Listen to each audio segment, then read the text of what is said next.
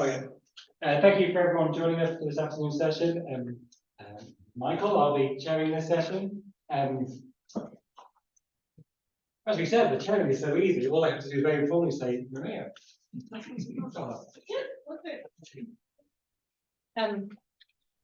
So this is a bit of an experimental paper because I thought on a conference on crossing ancient sacred landscapes, that would be the perfect opportunity to sort of bring together what do we actually know from a rock art perspective so far.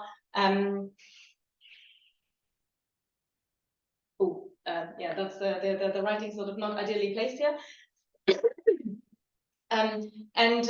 So rock art is sort of pretty unique from that perspective because it gives you it gives us a lot of cultural and spiritual information, but it also has a clear geographic distribution, and I guess crucially that the distribution is visible without having to excavate first in most cases, it might be, and I don't know, maybe I'm sticking my head out too far, it might be one of the only types of material culture where you can actually trace the movement of individuals in the archaeological record. And I'll show some examples of that later on. So I want to particularly focus on the period that I've been calling the pre-Neolithic, so in Northern Arabia, that's the period before the introduction of domesticated livestock, and the Neolithic, so in Northern Arabia, again, that is the introduction of domesticated livestock. It doesn't come with the traditional Neolithic package. Part of the reason for going for these early periods is because it's sort of before all of these sort of trade routes are established. And so the evidence sort of for contact and individual identities is sort of much more, a little bit harder to tease out. I wanted to start with one of the most iconic rock art traditions in Northern Arabia, and it's these engravings of large naturalistic camels. And a key site is the camel site. What's special about the camel site is that it's not just rock art. These are high relief carvings. They're almost like sculptures, as you can see, and they're very eroded. So here you can just see the body of a camel. The head's sort of fallen off, and you can see the legs. And so, unfortunately, this is one of the better preserved ones. In carving them in reliefs rather than sort of two-dimensional rock art, that poses quite a lot of logistic challenges. So the stonemason estimated that it took at least 2 weeks to carve a relief like that.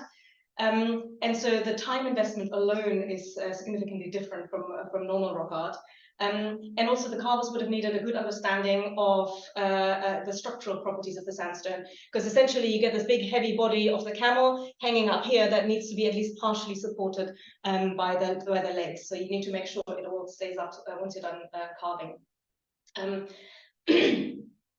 It would have probably taken at least 2 people to carve a relief like that. 1 person to carve out the sort of the 3-dimensional shape, so that's technically quite a different task, and then 1 potentially more artistically skilled person to give it the final shape. And you can see there's actually a lot of attention to detail in this carving. So just to explain, this is a panel that's fallen, so we're looking at it upside down. These are camel legs going up, but you can see the way they're carved. They show the tendons and the muscles and sort of really the structure of the leg. So where the surface of the rock is preserved, we can see there was a great amount of detail, and where the head is preserved, we can see lips and nostrils and eyes. So it's really a lot of attention to detail. These reliefs were carved quite high up on the escarpment. You can see this is how high I got my scale. So they would have needed some sort of rigging or scaffolding. So immediately that it becomes like a whole group project. So somebody had to hold the scaffolding in place, somebody had to carve, somebody had to provide food while the other ones were carving. And also we did some experiments with carving tools, and we realized they go blunt very quickly. So you need somebody else bringing in the raw materials for the carving stones, and you need to have somebody on site who sort of permanently sharpens the tools because you can't carve very long before they go blunt.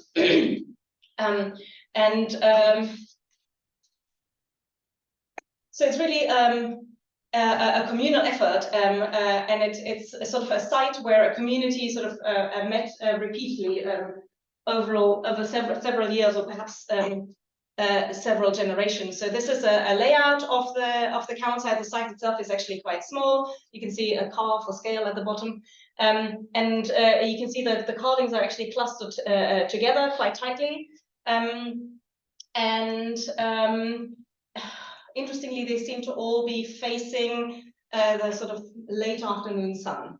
So the other side that would have gotten the morning sun was less interesting for some reason. And I don't know whether this is a symbolic thing, because we've talked a lot about sort of orientational sites, or whether that is also to do with the quality of the light, because the afternoon light has a bit more red and it's a bit softer. And I think for rock art that might help, because so one of the main differences between carving a relief and carving a two-dimensional rock art is that the two-dimensional rock art lives of that contrast between the engraved line and the sort of the varnished rock surface.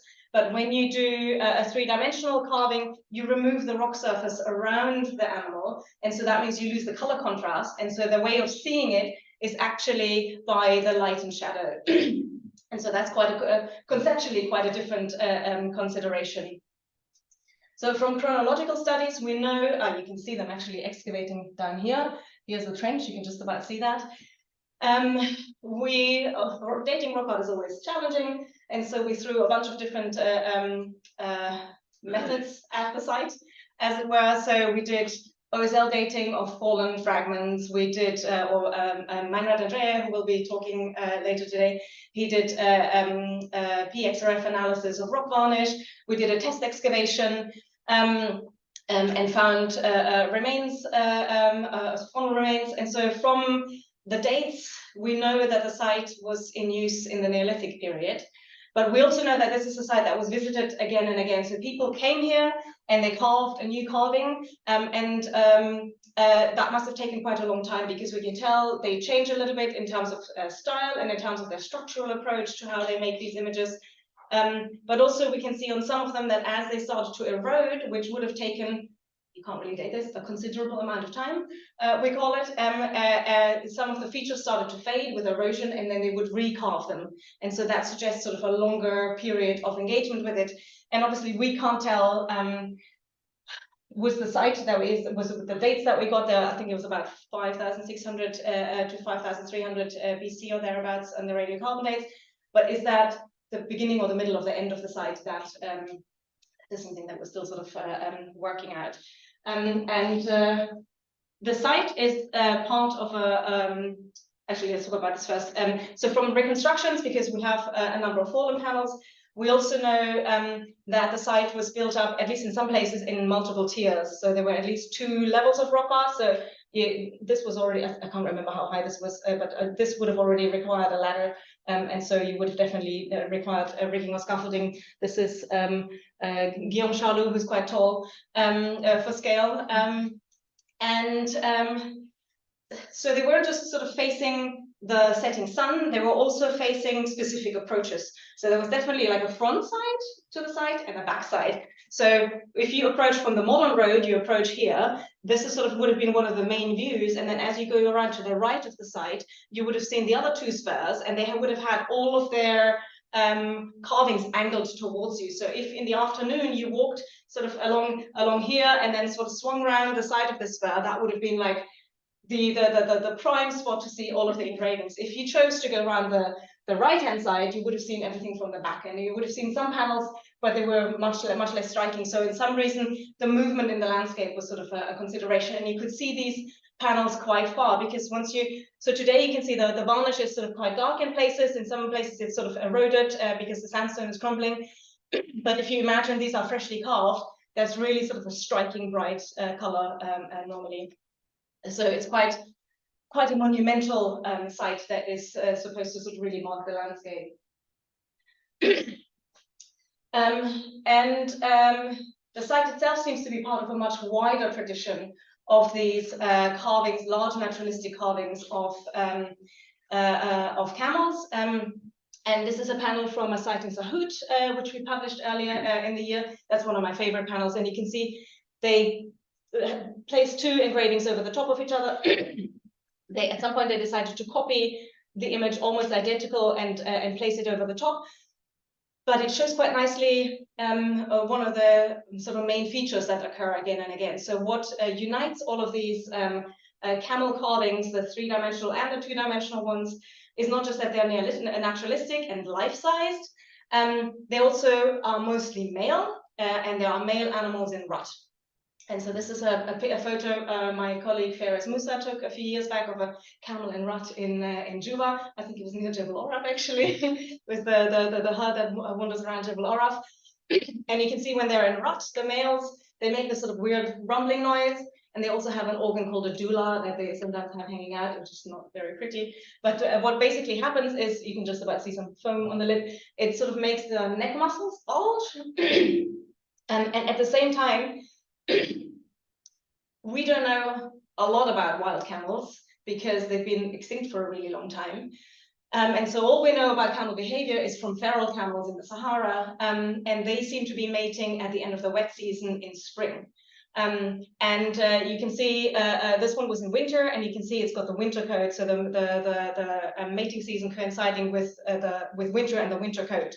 And that seems to be the case in these engravings, because a lot of them show the hair of the animals. So you can see they made an effort to show the hair sort of at the back of the neck, and also they often have these hair on these sort of bulging neck muscles. And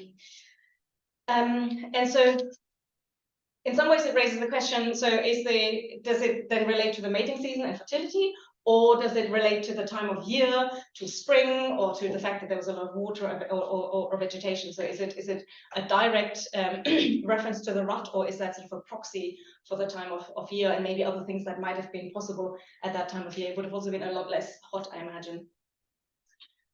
So the distribution of these camels, as we know it, I have to say, is roughly sort of here. So it goes across the food desert and sort of all the way to Al-Ula. This still changes on like almost a monthly basis. We're still finding new panels in the field, and sometimes also on Twitter. And then we have to go find them in real life.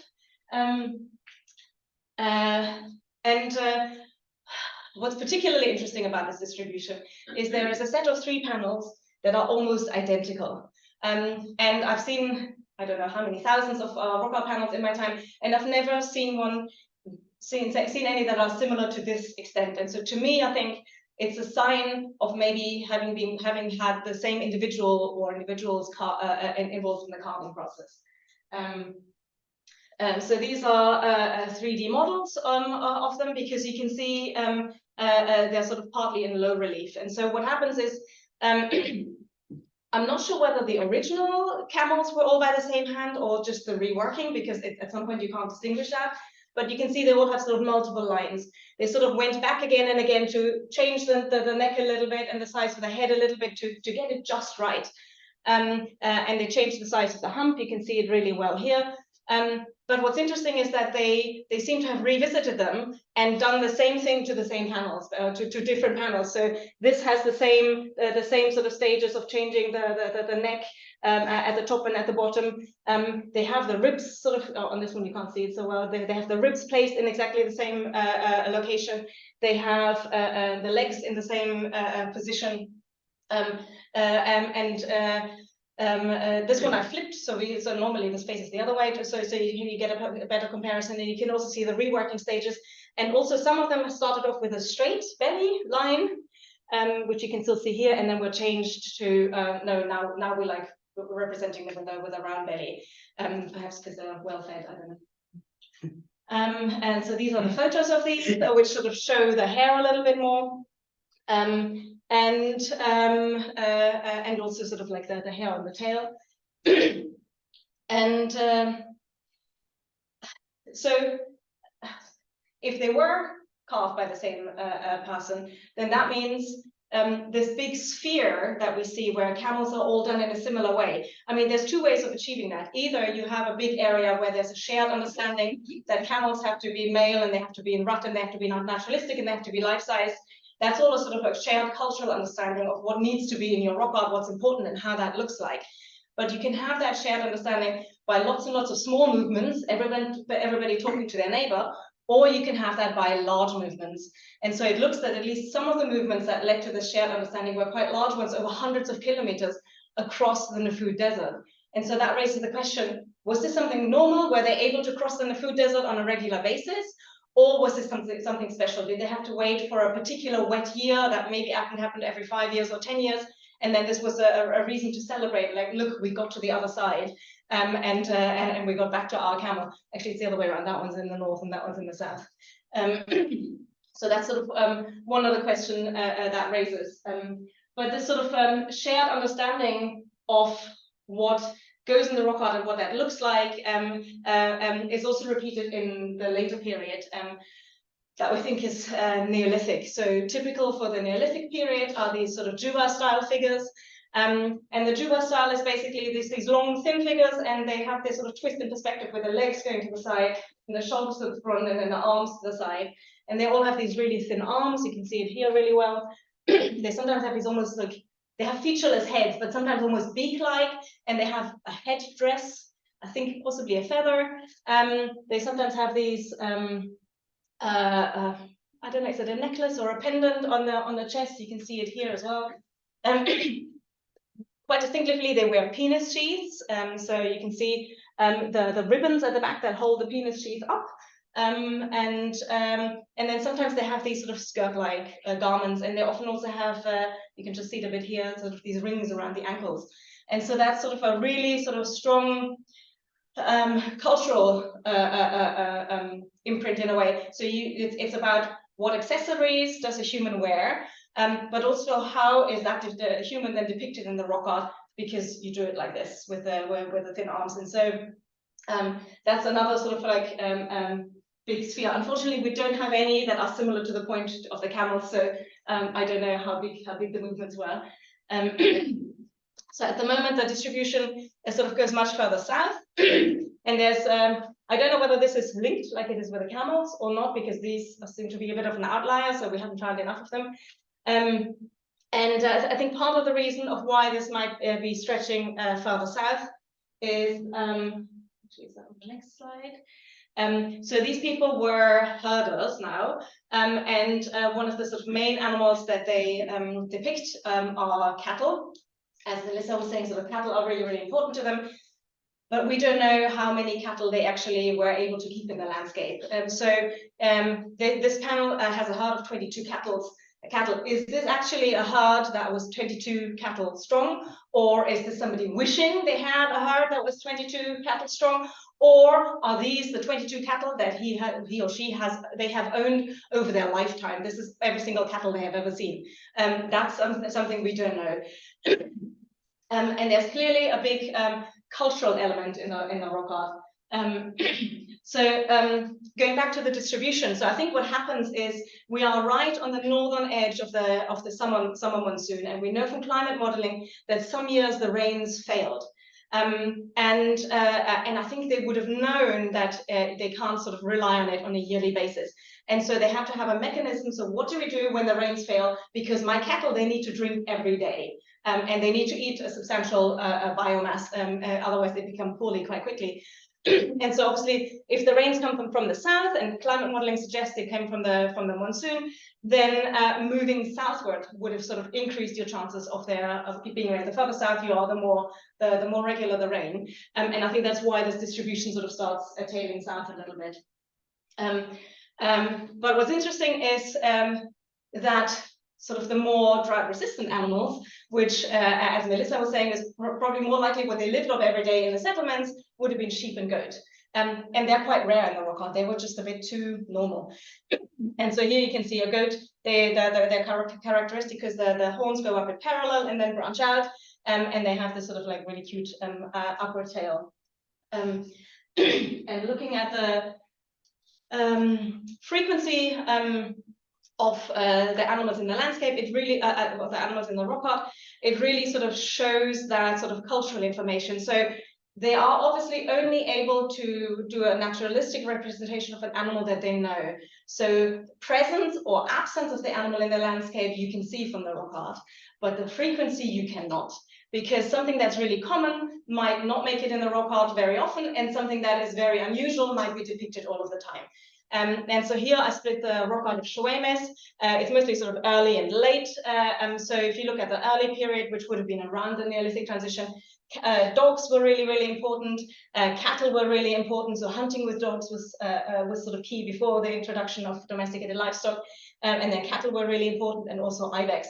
And then you can see in the Iron Age, it's all about the domesticated camel. And I had to even cap it at 700, I capped it at 350 because there's over 700, and that basically squished everything into nothing. But we can see gazelles, there's only 4, but we know when we look at the carnivores in the rock art, we know that they eat different types of prey. So lions will go for large prey, because then they don't have any competition. But all of the other sort of cheetah and wolf and even leopards, they actually prefer smaller prey. So there must have been a lot of gazelles in the landscape. But also we have a lot of kites, hunting kites. They were presumed to have been used for gazelle. And we know from the faunal fragments that we have in some of the sites that most of the animals that were consumed were of that sort of a size, either gazelle or sheep goat.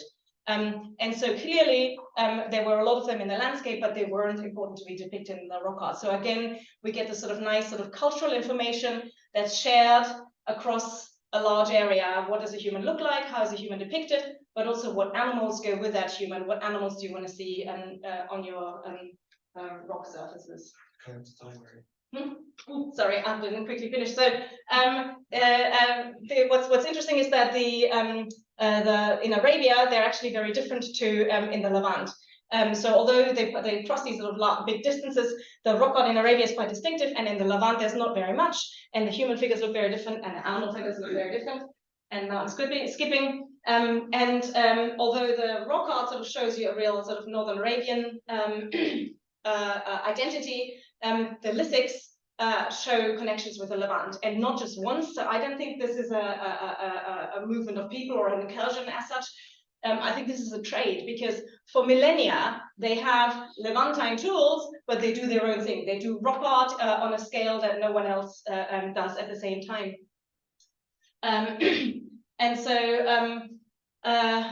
in both periods, we get evidence of Levantine contact and evidence of local cultural characteristics, as in the rock art, the monumentality. We know these were highly mobile individuals. And it sort of continues into the Neolithic, where the stone tools come from the Levant. The domesticated livestock itself came from the Levant. We know they have jewelry like in the Levant. They have these limestone bracelets. The dwellings are similar to the ones in the Levant, although less commonly or less widely spread. We even have metal, so as in gold, in Jebel Orab, we have the oldest gold in Arabia. So this is a real backwater, but the moment something is invented in the Levant, they know about it and they use it. But also their rock art is completely different, and they have things like mustatils that are completely different in the Levant. And so to me, this really shows like a highly mobile population that has contacts that are far-reaching, and that perhaps because they're so mobile and because they live in potentially a precarious environment with droughts, they had to be in contact. They had to have this group cohesion and a shared understanding, so they knew if the rains fail on my turf, I can go to my neighbor or my friend, and they will be friendly and will let me water my cattle. So,